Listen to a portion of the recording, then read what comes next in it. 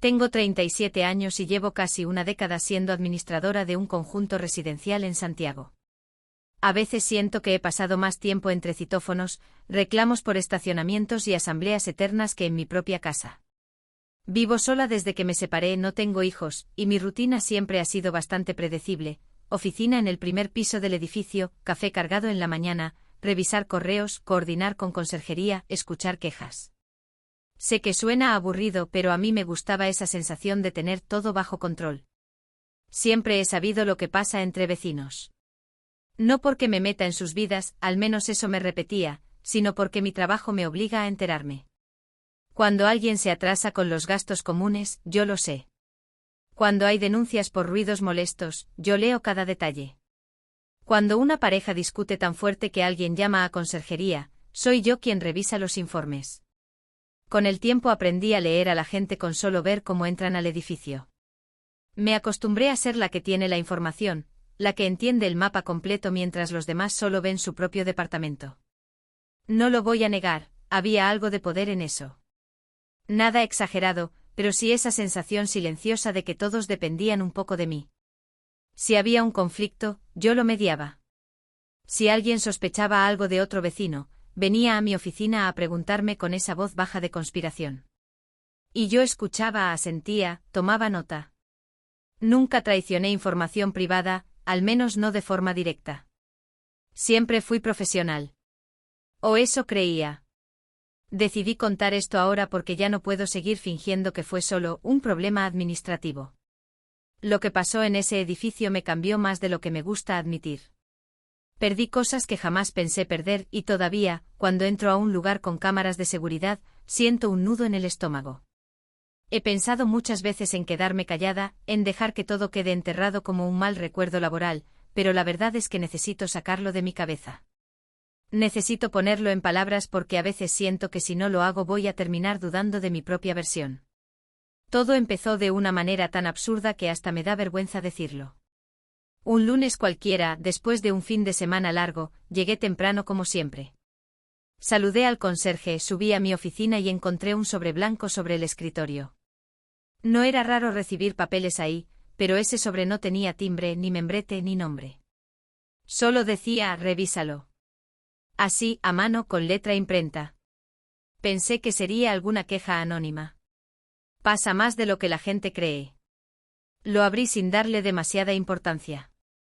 Adentro había una hoja doblada con un mensaje corto sobre una vecina del piso 7, insinuando que estaba engañando a su esposo con alguien del mismo edificio. Me molestó. No porque fuera algo imposible, sino porque ese tipo de chismes suelen incendiar comunidades enteras. Lo rompí y lo boté a la basura. Recuerdo que incluso rodé los ojos y murmuré algo como gente ociosa. No le di más vueltas hasta que ese mismo día en la tarde, una residente vino furiosa a mi oficina con otra hoja casi idéntica en la mano. Era el mismo formato, la misma letra, pero hablaba de otra persona, de deudas ocultas y amenazas de embargo. Me preguntó si yo sabía algo. Me dijo que alguien había dejado esa nota en varios buzones. Yo me quedé fría, pero traté de mantener la compostura. Le dije que lo investigaría, que seguramente era alguien tratando de generar conflicto. Cuando bajé a revisar los buzones, encontré más copias. No eran muchas, pero sí las suficientes para hacer ruido. Algunos vecinos ya murmuraban en los pasillos. Yo intenté tranquilizarlos, repetí que no había que creer en rumores anónimos, que la administración tomaría medidas. Por dentro estaba molesta, pero también curiosa. ¿Quién tenía tanto tiempo libre? ¿Y por qué empezar así, de golpe? Esa noche me llevé una copia a casa. No sé por qué lo hice. Tal vez porque algo en el tono me incomodó. No era solo un chisme al aire, había detalles específicos, fechas, montos. Cosas que no eran fáciles de inventar. Me repetí que seguro eran coincidencias, que en edificios grandes siempre hay alguien que escucha detrás de las puertas. Durante los días siguientes aparecieron más notas. Cada vez distintas, cada vez más personales. Yo seguía creyendo que era alguien intentando desestabilizar la convivencia, quizás un vecino resentido. Todavía no veía el patrón. Todavía no entendía que esto no era solo un juego cruel. La primera vez que sentí un verdadero escalofrío fue cuando leí una de esas notas y reconocí un dato que solo estaba en un informe confidencial que yo misma había archivado en mi computador. Ahí fue cuando dejé de pensar que era simple chisme y empecé a preguntarme quién, además de mí, podía estar viendo lo que yo veía. Ahí fue cuando dejé de pensar que era simple chisme y empecé a preguntarme quién, además de mí, podía estar viendo lo que yo veía. Esa noche casi no dormí. Me repetía que debía ser una filtración antigua, algún documento impreso que quedó dando vueltas, algo lógico. Pero mientras más lo pensaba, menos sentido tenía. Ese dato específico estaba en un informe digital que yo había redactado semanas antes y que no se había compartido con nadie más que el comité. Al día siguiente llegué más temprano de lo normal. Ni siquiera me preparé café. Fui directo al computador y revisé accesos, correos enviados, carpetas compartidas. Todo parecía en orden. No había ingresos sospechosos, al menos no evidentes. Me sentí un poco paranoica, como si estuviera exagerando. Tranquila, estás viendo fantasmas, me dije. Pero la sensación en el pecho no se iba. Empecé a notar cosas pequeñas. El conserje nocturno, que siempre me saludaba con una broma, estaba más callado. Cuando le pregunté si había visto algo raro respecto a las notas, evitó mirarme directo. Me dijo que las cámaras no mostraban nada fuera de lo común, que nadie aparecía dejando papeles. Eso me inquietó más de lo que quise admitir. Las cámaras cubren casi todos los accesos. No es perfecto, pero tampoco es un edificio ciego. Le pedí que me dejara revisar las grabaciones yo misma. Me encerré en la oficina de seguridad por casi 2 horas. Revisé el horario en que supuestamente habían aparecido nuevas notas esa mañana. Justo en ese tramo, las grabaciones tenían un vacío de unos minutos. Pensé que era un error técnico. A veces pasa. Pero cuando busqué otros días en que aparecieron notas, encontré el mismo patrón, pequeños cortes, siempre en momentos clave. Ahí sentí ese frío que te sube por la espalda. No era solo alguien escribiendo chismes. Era alguien que sabía exactamente cuándo no debía quedar registro. Y eso implicaba acceso, conocimiento, o ambas cosas. Intenté convencerme de que podía ser una falla del sistema, pero yo misma coordiné la instalación de esas cámaras el año pasado. Conozco sus limitaciones. Y esto no era casualidad. Lo peor no fue eso. Lo peor fue empezar a notar cómo el ambiente en el edificio cambiaba. Vecinos que antes se saludaban comenzaron a evitarse. Escuché discusiones en el estacionamiento, puertas que se cerraban con más fuerza de lo normal. Una residente vino llorando porque su esposo había encontrado una nota sobre una supuesta deuda que ella nunca le contó. Me miró como si yo tuviera la respuesta, como si yo debiera saber quién estaba detrás. Y en ese momento me di cuenta de que, para ellos, yo era la única que podía tener acceso a toda esa información. No me lo dijeron directamente, pero lo sentí. Las miradas duraban un segundo más. Las conversaciones se detenían cuando yo aparecía. Intenté mantenerme profesional, seguir con las reuniones, con los correos formales, pero por dentro algo se estaba quebrando. Yo siempre había sido la que controlaba el caos, y ahora el caos parecía moverse a mis espaldas. Una tarde encontré otra nota, esta vez deslizada por debajo de la puerta de mi oficina. No estaba en los buzones. Estaba dirigida a mí. No tenía insultos ni amenazas directas. Solo una frase: no sabes tanto como crees. Me quedé mirándola varios minutos. Sentí rabia, pero también miedo. Porque en el fondo esa frase me tocaba algo muy personal. Siempre me enorgullecí de tener todo bajo control, de anticiparme a los problemas. Y ahora alguien me estaba demostrando que podía jugar mejor que yo. Esa noche revisé mis claves, cambié contraseñas, incluso llevé mi notebook a un técnico conocido para descartar que estuviera intervenido. Me dijo que no encontró nada extraño. Salí de ahí con una mezcla de alivio y frustración. Si no era un hackeo, si no era un error técnico, entonces, ¿qué era? Empecé a desconfiar de cosas mínimas. Si alguien se quedaba hablando en recepción y bajaba la voz cuando yo pasaba, mi mente completaba la escena con teorías. Si una puerta se cerraba justo cuando yo cruzaba el pasillo, sentía que había algo oculto. Sé que suena exagerado, y tal vez lo era, pero vivir en el mismo lugar donde trabajas hace que no haya escapatoria. El edificio dejó de sentirse como mi espacio seguro y empezó a parecer un tablero donde yo no veía todas las piezas. Lo más inquietante fue descubrir que algunas notas nuevas mencionaban detalles de reuniones privadas del comité. Comentarios que se hicieron sin acta formal, cosas dichas casi al pasar. Yo estuve ahí. Yo escuché eso. Y no había más de 4 personas presentes. Intenté recordar cada gesto, cada reacción, cada silencio incómodo en esas reuniones. Me pregunté si alguien estaba grabando, si alguien confiaba en mí menos de lo que aparentaba. Por primera vez desde que asumí el cargo, dudé de mi propia posición. Me pregunté si alguien estaba intentando sacarme, si todo esto era una estrategia para desgastarme. Pero si era así, era una jugada cruel. Estaban destruyendo matrimonios, amistades, reputaciones. Y yo estaba en medio intentando apagar incendios con un balde vacío. Lo que más me cuesta admitir es que hubo un momento en que pensé que quizás merecía un poco de esa humillación. No por haber hecho algo ilegal, sino por haber disfrutado tanto ese rol de saber más que los demás. Como si alguien estuviera equilibrando la balanza. Pero la sensación de que esto no era solo una lección moral sino algo mucho más calculado se hizo imposible de ignorar el día en que encontré una nueva nota que mencionaba un error administrativo que yo había cometido años atrás y que nadie, absolutamente nadie, sabía que había ocurrido. Ahí entendí que ya no estaba frente a simples filtraciones, sino frente a alguien que llevaba tiempo observándome. Ahí entendí que ya no estaba frente a simples filtraciones, sino frente a alguien que llevaba tiempo observándome. Me quedé sentada en la oficina con esa hoja en la mano, sintiendo que el aire se había vuelto más pesado. El error que mencionaban era algo que cometí al inicio de mi gestión, un ajuste mal hecho en un presupuesto que terminé cubriendo de mi propio bolsillo para que nadie saliera perjudicado. Nadie lo supo.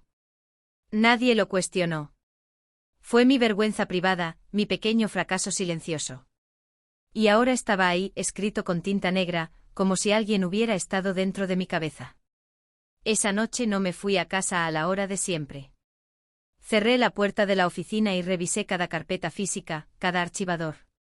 Abrí cajones que no tocaba hace años. Me sentía ridícula, como si estuviera buscando una cámara escondida en las paredes. Pero algo en mí necesitaba hacer algo, moverme, no quedarme paralizada. Revisé el registro de accesos al sistema de administración.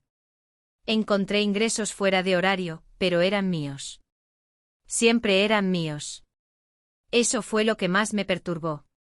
Todo apuntaba a que la única persona con acceso completo era yo. Empecé a preguntarme cosas que no quería pensar. ¿Y si alguien estaba usando mis claves? ¿Y si alguna vez dejé mi sesión abierta? Traté de recordar momentos específicos. Una reunión apurada, una llamada que me hizo salir de la oficina sin bloquear el computador. Me odié por cada pequeño descuido que tal vez ni siquiera existió. Me sentí torpe, descuidada. Yo que siempre me jacté de ser ordenada. La tensión en el edificio ya era evidente. 2 vecinos casi se van a los golpes en el estacionamiento por una nota que insinuaba una relación entre sus parejas. Me llamaron para mediar y terminé recibiendo gritos que no eran para mí, pero que igual me atravesaron. Esto pasa porque alguien tiene acceso a todo, me dijo uno de ellos mirándome fijo. No me acusó directamente, pero el mensaje estaba ahí flotando. Yo era la administradora. Yo tenía las llaves digitales y físicas. Comencé a sentir que todos mis movimientos eran observados. Cuando caminaba por los pasillos, sentía miradas en la espalda. Tal vez era mi imaginación, pero el ambiente ya no era el mismo. Dejé de almorzar en la pequeña cocina del primer piso porque me incomodaba el silencio cuando entraba.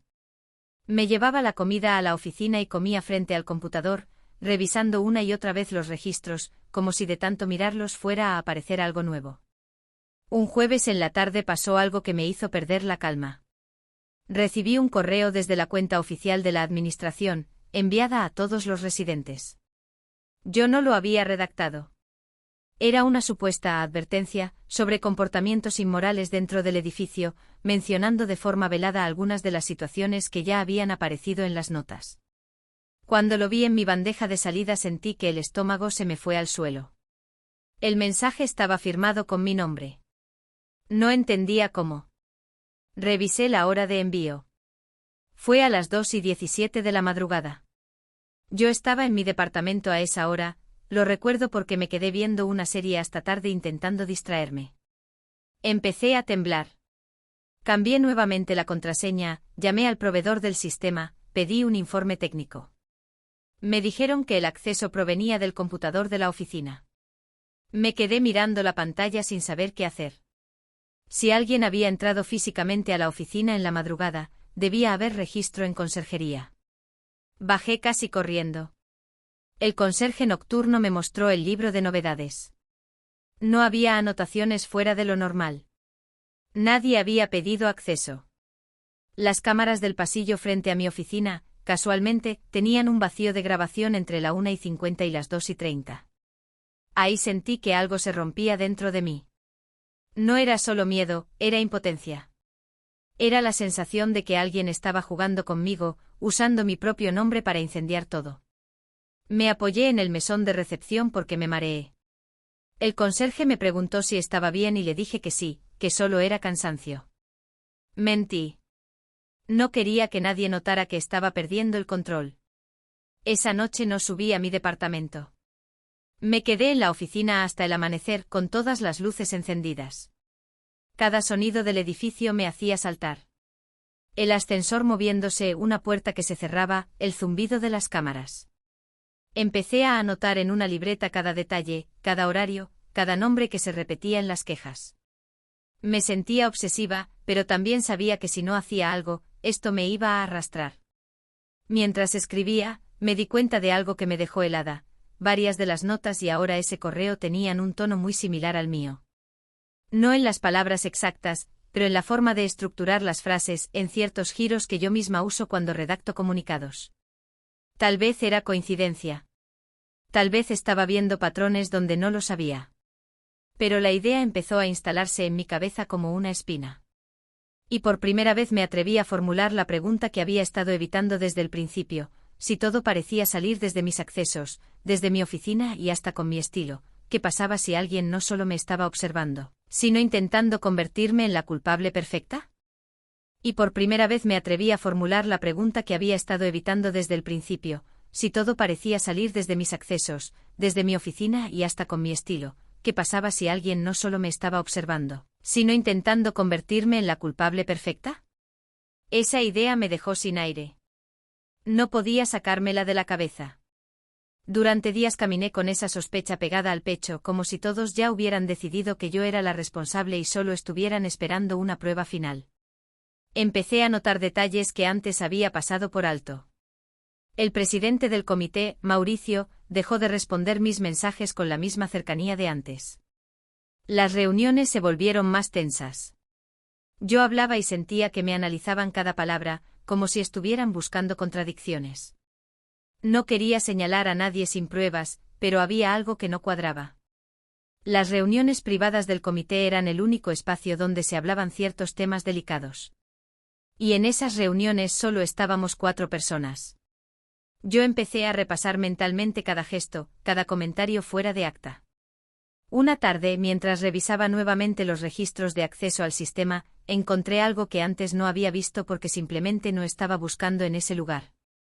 Había una opción de acceso remoto habilitada desde hacía meses. Me quedé mirando la pantalla varios minutos. Yo no activé eso. Estoy segura. Siempre fui cuidadosa con ese tipo de configuraciones. Sentí que me temblaban las manos mientras revisaba el historial. El acceso remoto se había usado varias veces en horarios extraños, casi siempre de madrugada. Y lo peor no era eso. Lo peor era la dirección IP registrada. Reconocí esa dirección. No porque supiera de memoria números técnicos, sino porque hace un tiempo ayudé a Mauricio a configurar el Internet en la sala multiuso y anoté su IP para coordinar con el proveedor. Era la misma compañía, el mismo rango. No lo podía creer. Leí esa línea una y otra vez, esperando estar equivocándome. Me dije que podía ser coincidencia, que en el edificio varios usamos el mismo proveedor. Pero algo en mí ya sabía que no era tan simple. Decidí no decir nada de inmediato. No quería acusar sin estar completamente segura. Esa noche casi no dormí. Me debatía entre enfrentarla directamente o seguir investigando en silencio. Porque sí, en ese momento dejé de pensar en Mauricio como el presidente amable y empecé a verlo como alguien que tal vez estaba moviendo piezas detrás de mí. Y eso me dolió más de lo que esperaba. Yo confiaba en él. Habíamos trabajado juntos años. Al día siguiente hice algo que todavía me cuesta admitir. Revisé las cámaras del pasillo del piso donde vive. No tenía un motivo oficial, pero necesitaba confirmar algo. Encontré varias noches en las que bajó a la sala multiuso cerca de la medianoche. Nada ilegal en eso, claro. Pero coincidían exactamente con los horarios de los accesos remotos y con algunos de los envíos de notas y del correo que salió desde mi cuenta. Sentí una mezcla rara de alivio y traición. Alivio porque tal vez no estaba loca, porque había una explicación. Y traición porque si era quien yo empezaba a sospechar, entonces todo esto no era un juego anónimo cualquiera. Era alguien con poder dentro del edificio, alguien que trabajaba conmigo codo a codo. Lo enfrenté esa misma semana. No fui agresiva. Le pedí que conversáramos en privado. Intenté sonar tranquila, profesional. Le mencioné el acceso remoto, las coincidencias horarias. Al principio me miró sorprendido, casi ofendido. Me dijo que debía ser un error, que jamás haría algo así. Me sostuvo la mirada con una seguridad que me hizo dudar de mí misma por un segundo. Pero cuando le mostré una impresión del registro con la dirección IP, su expresión cambió. Fue algo mínimo, un microgesto, pero yo lo vi. Desvió la mirada, apretó los labios. Y en ese silencio incómodo entendí que estaba tocando algo real. No confesó. No lo hizo. Solo dijo que quizás alguien más estaba usando su red, que su sobrino a veces se quedaba en su departamento. Era una explicación posible, sí, pero sonaba forzada. Salí de esa conversación más confundida que antes. Parte de mí quería creerle. Otra parte sentía que me estaba manipulando, que estaba intentando sembrar duda en mí para que retrocediera. Y mientras yo lidiaba con esa incertidumbre, apareció una nueva nota en los buzones. Esta vez no hablaba de infidelidades ni de deudas. Esta vez hablaba de mí.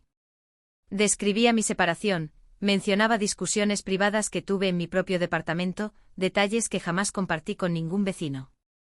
Decía que yo no era tan intachable como aparentaba, que también tenía secretos que podrían salir a la luz. Cuando la leí sentí que el piso desaparecía bajo mis pies. Ya no era una guerra entre vecinos. Ahora era personal. Y en ese momento entendí que no solo estaban intentando convertirme en la culpable perfecta, estaban preparándose para destruirme por completo, y yo estaba a punto de descubrir hasta dónde estaban dispuestos a llegar. Y en ese momento entendí que no solo estaban intentando convertirme en la culpable perfecta, estaban preparándose para destruirme por completo, y yo estaba a punto de descubrir hasta dónde estaban dispuestos a llegar. Cuando leí esa nota sobre mi separación sentí que no podía respirar. Me encerré en la oficina con el papel en la mano y me quedé mirándolo como si las palabras fueran a cambiar. Hablaba de una discusión específica que tuve con mi exmarido, mencionaba algo que él me gritó una noche, algo que solo escucharon las paredes de mi departamento. Nadie más. Nadie. Me temblaban las piernas. Me apoyé en el escritorio porque sentí que me iba a caer. Lo primero que pensé fue en él. En mi ex. En si había hablado con alguien del edificio. Pero esa discusión fue meses después de separarnos oficialmente, cuando ya casi nadie lo veía por ahí. Y aún así, aunque él hubiera dicho algo, ¿cómo lo habrían escrito con ese nivel de detalle? Era como si alguien hubiera estado del otro lado de mi puerta. No sé exactamente en qué momento pasé del miedo a la rabia. Solo recuerdo que bajé directo al departamento de Mauricio sin avisar. Toqué el timbre más fuerte de lo necesario. Cuando abrió, ni siquiera lo saludé. Le puse la hoja frente a la cara y le pregunté si también tenía acceso a mi vida privada o si eso era parte del trabajo del comité. Me escuché a mí misma decirle cosas que nunca pensé decir. Lo acusé de enfermo, de manipulador. Le dije que estaba jugando con la estabilidad de todo el edificio solo para sacarme del cargo. Él intentó calmarme, me pidió que bajara la voz. Me dijo que no sabía de qué estaba hablando. Pero yo ya estaba fuera de control. Sentía que me ardía el pecho. Algunos vecinos empezaron a asomarse. Yo sabía que estaban mirando, pero en ese momento no me importó. Me quebré ahí mismo en el pasillo con lágrimas que no pude contener. No era solo por la nota. Era por la humillación, por la sensación de que mi intimidad había sido expuesta como un espectáculo más. Mauricio negó todo. Me dijo que estaba perdiendo perspectiva, que esto me estaba afectando demasiado. Esa frase me dolió más que cualquier otra cosa. Te estás superando, me dijo casi con lástima. Y por un segundo dudé. ¿Y si tenía razón? ¿Y si yo estaba tan obsesionada que ya no veía claro? Pero entonces recordó algo. O más bien, yo recordé algo mientras él hablaba. En una de las reuniones del comité meses atrás, yo misma mencioné en confianza que mi separación había sido complicada. No di detalles, pero lo dije. Y en ese momento entendí que no hacía falta haber escuchado detrás de mi puerta. Bastaba con tomar pedazos de conversaciones, exagerarlos, completarlos con suposiciones. Conocer mis horarios, mis movimientos. Armar un relato creíble. Esa idea me descolocó aún más. Porque significaba que tal vez no era alguien espiándome físicamente, sino alguien usando todo lo que sabía de mí para armar una versión distorsionada. Y eso me hizo sentir desnuda igual. Subí a mi oficina temblando. Cerré la puerta y lloré como no lo hacía hace años. Lloré de rabia, de vergüenza, de cansancio. Me miré en el reflejo oscuro del monitor y no me reconocí. Siempre fui la mujer firme, la que resolvía. Y ahí estaba, desarmada por hojas anónimas. No sé si fue lo correcto, pero fue lo único que pude hacer en ese momento. Redacté un comunicado urgente para todos los residentes. No uno defensivo, no uno agresivo. Escribí que se estaba llevando a cabo una investigación formal, que el uso indebido de sistemas sería denunciado, que se revisarían responsabilidades internas y externas. No mencioné mi nombre, pero sabía que todos entenderían que estaba respondiendo. Antes de enviarlo dudé varios minutos. Pensé en renunciar. Pensé en desaparecer, dejar que otro lidiara con ese caos. Pero algo en mí se negó a irse como si realmente fuera culpable. Envié el correo y sentí una mezcla de alivio y terror. Ya no había vuelta atrás. Si esto era una guerra silenciosa, acababa de declararla abierta. Esa misma noche recibí un mensaje anónimo en el buzón de la oficina. No era una nota larga. Solo decía, si sigues, pierdes todo. Me quedé mirando esa frase hasta que sentí que me empezaba a doler la cabeza. ¿Perder qué? ¿El trabajo? ¿Mi reputación? ¿Algo más? Por primera vez pensé que tal vez esto no era solo una lucha por el cargo. Tal vez había algo que yo tenía y que alguien necesitaba que desapareciera. Y mientras intentaba entender que podía ser tan valioso como para llevar todo hasta este punto, empecé a darme cuenta de que las consecuencias de mi decisión ya estaban comenzando y no estaba preparada para lo que venía después. Y mientras intentaba entender que podía ser tan valioso como para llevar todo hasta este punto, empecé a darme cuenta de que las consecuencias de mi decisión ya estaban comenzando y no estaba preparada para lo que venía después. El comunicado que envié esa noche explotó como una bomba silenciosa. A la mañana siguiente tenía más de 30 correos en la bandeja de entrada. Algunos me apoyaban, decían que ya era hora de poner límites. Otros eran fríos, casi acusatorios, preguntando cómo era posible que el sistema estuviera vulnerado bajo mi gestión. Esa frase se repitió varias veces. Bajo mi gestión. Como si todo lo que estaba pasando fuera automáticamente mi responsabilidad. No sabía qué hacer después de eso. Llegué a la oficina y sentí que el edificio entero me observaba. El conserje me saludó con normalidad, pero noté que hablaba más bajo. En el ascensor, 2 vecinas dejaron de conversar cuando entré. El silencio fue peor que cualquier grito. Prefería que me enfrentaran directamente a sentir esa sospecha flotando en el aire. El comité convocó a una reunión extraordinaria esa misma semana. Me senté frente a ellos intentando mantener la compostura. Mauricio evitó mirarme al principio, pero después tomó la palabra con una calma que me resultó casi irritante. Dijo que la situación era grave, que la administración debía garantizar seguridad, que quizás era momento de contratar una auditoría externa. Nadie me acusó directamente, pero la insinuación estaba ahí. Yo era la administradora. Yo debía responder. Me defendí como pude. Expliqué los accesos remotos, los vacíos en las cámaras, las coincidencias horarias. Mostré los registros impresos. Sentí que hablaba demasiado rápido, que mi voz se quebraba en momentos que no podía controlar. En un punto tuve que parar porque me estaba quedando sin aire.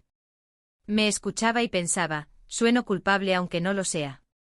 Al final acordaron iniciar una revisión técnica independiente. Eso significaba que revisarían todo, sistemas, cuentas, movimientos financieros. Yo asentí porque sabía que no tenía nada que ocultar, pero por dentro estaba agotada. Era como si mi vida profesional estuviera siendo puesta bajo un microscopio por algo que yo no había provocado. Pasaron días sin que pudiera dormir bien.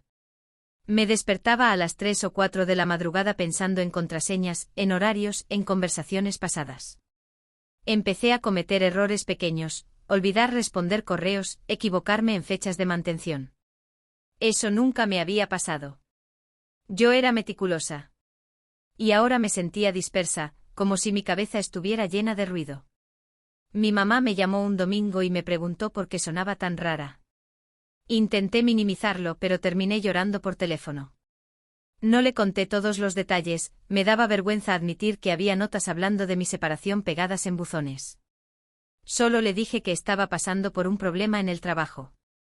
Me sugirió que renunciara, que mi salud valía más. Esa frase se me quedó dando vueltas varios días. Mientras tanto, las notas no se detuvieron. Disminuyeron un poco, pero seguían apareciendo. Algunas eran más ambiguas, casi provocadoras. Como si quien estuviera detrás disfrutara ver cómo reaccionábamos. Yo ya no explotaba como antes. Me sentía más bien vacía. Caminaba por los pasillos como si estuviera atravesando un lugar que ya no me pertenecía. La auditoría comenzó la semana siguiente. Técnicos revisando servidores, pidiendo claves, haciendo preguntas técnicas que me hacían sentir examinada. Intenté colaborar en todo, pero cada vez que uno de ellos decía, necesitamos verificar esto, mi estómago se apretaba. Aunque supiera que no había hecho nada, el miedo a que encontraran algo mal interpretado me consumía. Mauricio, en cambio, se mostraba sereno. Incluso amable. Me preguntaba si estaba bien, si necesitaba apoyo. Esa actitud me confundía más que su frialdad anterior. A veces pensaba que realmente no tenía nada que ver y que yo estaba proyectando mi rabia en él. Otras veces veía en su calma una estrategia, una forma de esperar a que yo me derrumbara sola. Nadie me llamaba para preguntarme cómo estaba personalmente. Todo era formal, administrativo. Yo era la pieza central del problema, pero no la persona.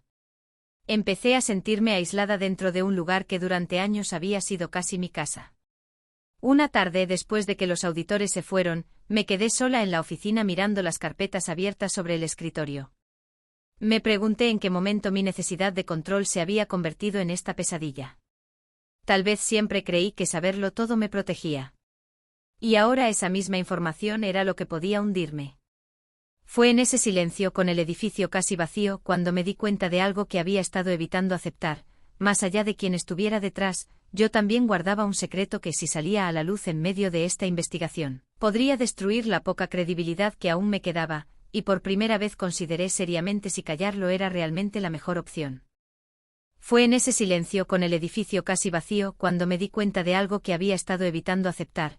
Más allá de quien estuviera detrás, yo también guardaba un secreto que, si salía a la luz en medio de esta investigación, podría destruir la poca credibilidad que aún me quedaba, y por primera vez consideré seriamente si callarlo era realmente la mejor opción.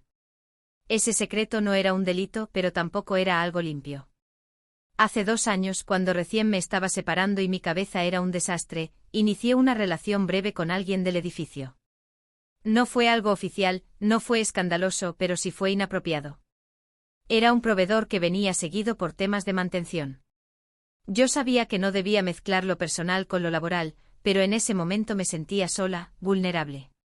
Me convencí de que podía manejarlo, de que nadie se enteraría, de que no afectaría mi trabajo. Terminó mal. No por violencia ni nada así, sino por desgaste, por reproches. Él quería algo más formal y yo apenas podía sostenerme emocionalmente. Corté todo contacto y seguí con mi vida como si nada. Cambié de proveedor meses después para evitar comentarios. Nadie me preguntó nunca nada. O al menos eso creí. Ahora, con las notas circulando con mi vida privada convertida en munición, empecé a preguntarme si ese episodio también estaba en manos de alguien. Si ya sabían. Si lo estaban guardando para el golpe final. A veces pienso que si hubiera hecho las cosas diferente, si hubiera sido más estricta conmigo misma, no estaría viviendo este infierno. Pero tampoco sé si merecía que mi intimidad fuera desmenuzada de esa forma. He cambiado desde que todo empezó. Antes caminaba por el edificio con la espalda recta, segura. Ahora camino midiendo cada palabra, cada gesto. Me volví más desconfiada. Cuando alguien es amable conmigo, una parte de mí busca la intención oculta. Eso me duele porque no me gustaba ser así. Me gustaba creer que podía trabajar con transparencia y que eso era suficiente. Con el tiempo entendí cosas que en ese momento no quería ver. Entendí que mi necesidad de saberlo todo no era solo profesional.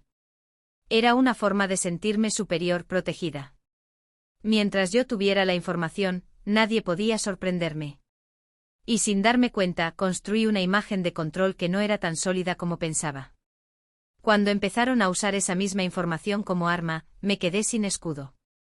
También entendí que el edificio no era una comunidad tan unida como yo imaginaba. Había resentimientos acumulados, envidias pequeñas, secretos que solo necesitaban un empujón para salir.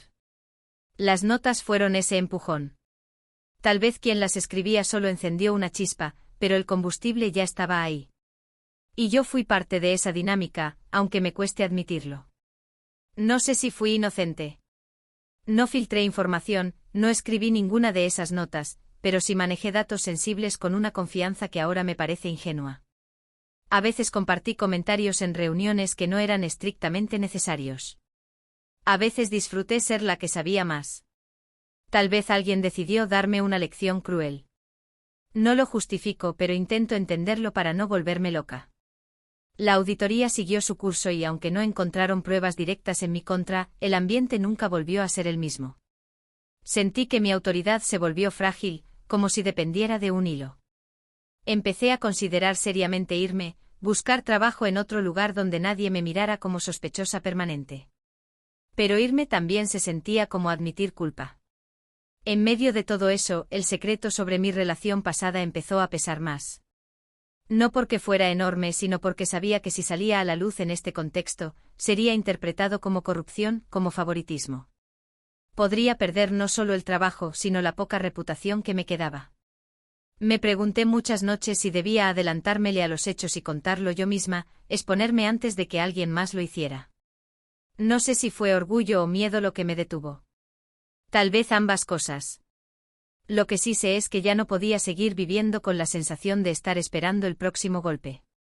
Necesitaba recuperar algo de control, aunque fuera al costo de exponerme. A veces me siento frente al espejo y me pregunto en qué momento pasé de ser la administradora segura a esta mujer que duda de cada decisión. Pero también sé que todo esto me obligó a mirarme sin filtros. Y aunque duele, hay algo de honestidad en eso.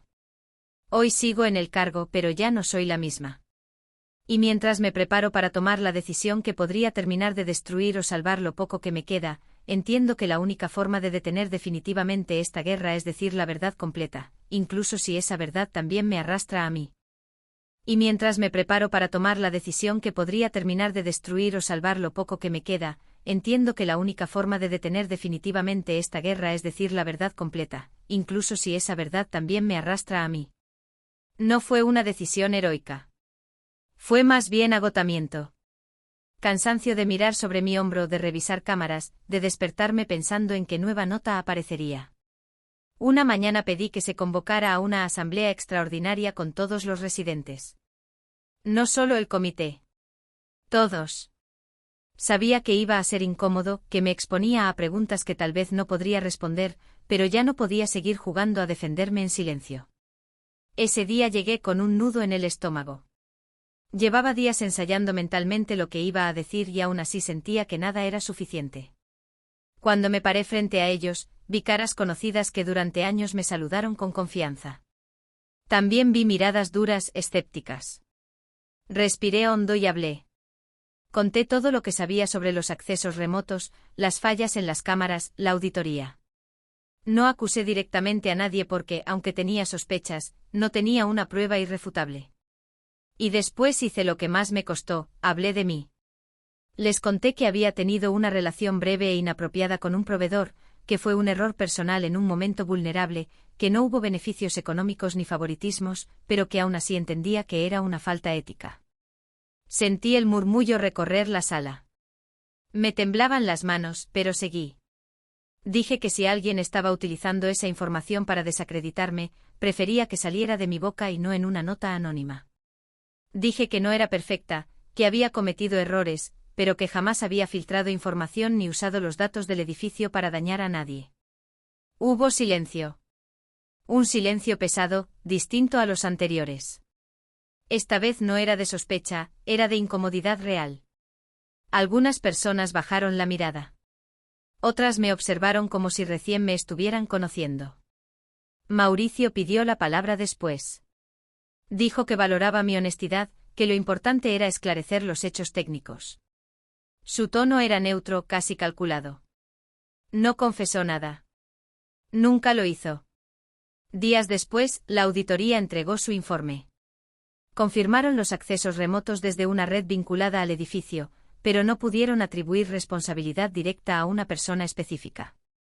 Recomendaron cambiar todo el sistema, reforzar protocolos y limitar privilegios administrativos, incluido el mío. Técnicamente yo quedé limpia, pero la grieta ya estaba hecha. El comité me ofreció continuar en el cargo bajo nuevas condiciones. Lo pensé varias noches. Parte de mí quería quedarme solo para demostrar que podía resistir. Otra parte estaba agotada de vivir en alerta permanente. Al final renuncié. No por culpa comprobada, sino porque entendí que mi relación con ese lugar estaba rota. No podía volver a caminar por esos pasillos sin sentir que algo se había quebrado para siempre. Nunca hubo una confesión pública. Las notas dejaron de aparecer casi inmediatamente después de la asamblea. Esa coincidencia todavía me da vueltas en la cabeza. A veces creo que quien estaba detrás obtuvo lo que quería, desestabilizarme, obligarme a mostrar mis fallas, sacarme del tablero sin dejar huellas claras. Otras veces pienso que mi exposición arruinó el juego y ya no tuvo sentido continuar. No sé si algún día voy a entenderlo del todo. Me fui de ese edificio con una mezcla rara de vergüenza y alivio. Vergüenza por mis errores, por haber subestimado el poder de la información. Alivio porque ya no tenía que despertar esperando el próximo ataque. Encontré trabajo meses después en otra administración, más pequeña. Trabajo distinto, más limitado. Ya no tengo acceso a todo. Y curiosamente eso me tranquiliza. He cambiado. Ya no disfruto saber secretos. Ahora me pesan. Cuando alguien me cuenta algo delicado, siento la responsabilidad de cuidarlo como si fuera frágil. Entendí que la información no es poder si no viene acompañada de límites claros y humildad. Yo no tenía esa humildad antes. Creía que mientras actuara correctamente estaba a salvo. A veces, cuando paso por esa comuna por otros motivos, miro el edificio desde lejos. Me pregunto si alguien recuerda todo lo que pasó o si simplemente fue reemplazado por el siguiente conflicto cotidiano. Para mí no fue algo menor. Fue un quiebre.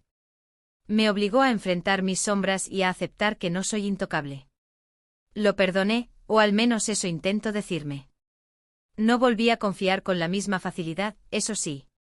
Y aunque pasaron años, todavía hay días en que recuerdo esa primera nota sobre mi escritorio y siento el mismo escalofrío. Tal vez lo único que me quedó fue aprender que el control absoluto es una ilusión, y que a veces la única forma de recuperar un poco de dignidad es decir la verdad, aunque tiemble la voz y aunque nadie aplauda al final.